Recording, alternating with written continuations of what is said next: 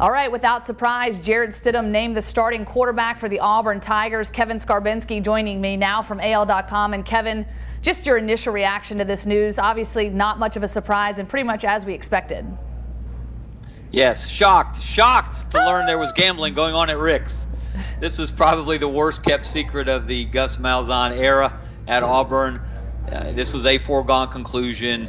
But I understand why he did it the way he did. I think they owed it to Shaun White to let him get healthy, to let him compete side by side with Jarrett Stidham, which he didn't get the opportunity to do during spring practice because he was recuperating from, unfortunately for him, the latest in a too long series of injuries. And I think it was also important, Lauren, for the team to see those guys side by side during the first couple of weeks of fall camp, to see them at practice, to see them in scrimmages, to see how they led the team, to see how they dealt with adversity.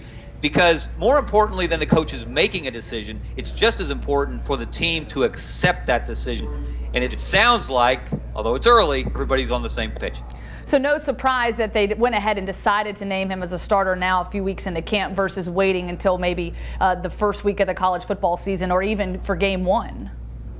Now, I don't know how much value there is in maintaining that secret going into the opener, especially when the opener is against Georgia Southern. Right. Now, if they were opening against Clemson, they did last year, right, you might see the wisdom of keeping it quiet as long as possible.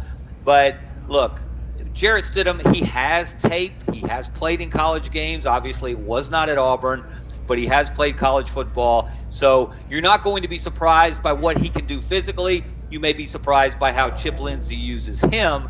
That's the real secret that Georgia Southern will have to face. Clemson, of course, the next week will know exactly what Auburn is up to. Okay, so Auburn had a returning starter in Shaun White. Obviously, they brought in Jarrett Stidham with hopes of naming him as a starting quarterback, as they've done. So that begs the question, what does Jarrett Stidham need to do to be deemed a successful quarterback at Auburn this season? Well, unsuccessful quarterbacks or quarterbacks who haven't quite been good enough have won Auburn 8 games or 7 games. So that's the baseline for any Auburn quarterback. But the expectations will be and should be much higher for this offense with Jarrett Stidham.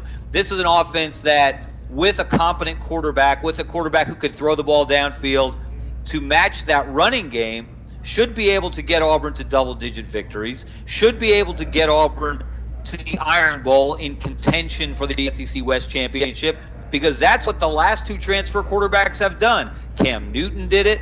Nick Marshall did it in his first year. And no one is saying that Jarrett Stidham is Cam Newton or Nick Marshall. He's obviously a very different quarterback, but that's the expectation.